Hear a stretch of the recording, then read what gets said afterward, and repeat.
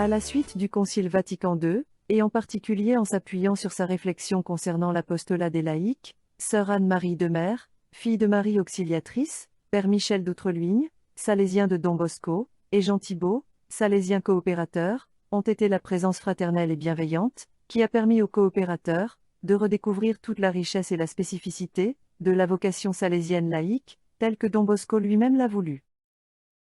Ensemble, ils ont été les moteurs du renouveau et de la relance de la vocation authentique des Salésiens coopérateurs dans la province Belgique Sud. Ils ont ainsi favorisé la création de nouveaux centres.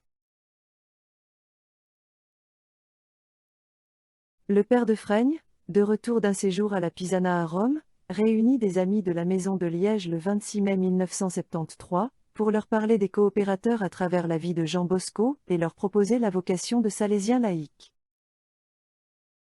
En août 1974, avec le père Manguette, délégué local du jeune centre qui vient de se constituer à Liège, Jean Thibault participe au colloque de Fribourg. 1975-1976.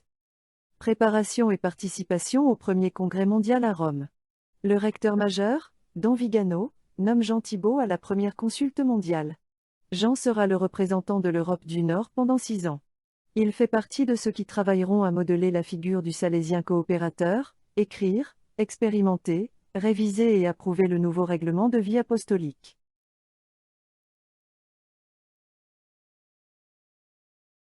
« 1976-1982.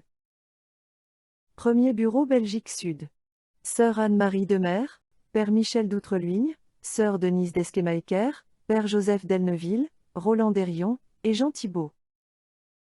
Premier conseil provincial Belgique Sud, sœur Denise d'Esquemaeker, père Joseph Delneville, Roland Derion et Jean Thibault. Ensemble ils visitent les communautés de Wallonie.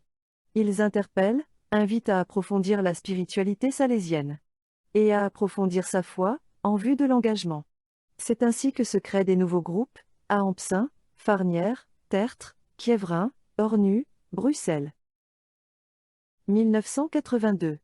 Les centres attachés aux communautés des filles de Marie Auxiliatrice et auprès des communautés des Salésiens de Don Bosco sont regroupés en une seule et même province des coopérateurs de Belgique Sud. 1983. La province s'organise.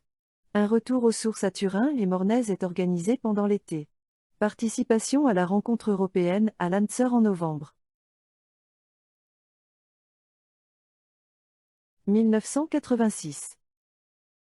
Premier chapitre coopérateur Belgique Sud à Ampsin. 1987. Rencontre pèlerinage de la famille salésienne à Banneux le 24 mai. 1988. Deuxième chapitre coopérateur à Bruxelles, à la maison d'Erich Clair. Première retraite de la famille salésienne à Farnières, du 11 au 15 mai, avec le père Aubry. Participation aux congrès mondiaux. 1985, 2006, 2012 et 2018 à Rome. Participation aux congrès régionaux. 1983 à Vienne. 2009 à Junkerat. 2011 à Lyon. 2014 à Bénédicte-Boyerne. 2019 à Vienne.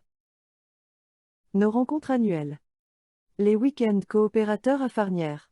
Les week-ends de ressourcement du Conseil provincial. Coordinateurs provinciaux. Jean Thibault, René Dassy, Franz Defaux, Pierre Robert, Francis et Ginette Collet. Conseillers mondiaux. De 1976 à 1982, Jean Thibault. De 2014 à 2020, Franz Defaux. Communication et formation. Nombreuses publications et mises à disposition de documents, formations et informations. Le bulletin salésien, Utopie 21, qui a atteint son 167e numéro. Le site coopdonbosco.be, depuis 1990. Le mot du jour, depuis novembre 2007. Ce mot est envoyé par email à plus de 1000 abonnés. Il est aussi largement partagé via Facebook et Twitter. Faire avec calme ce que nous pouvons, et nous abandonner à la divine providence.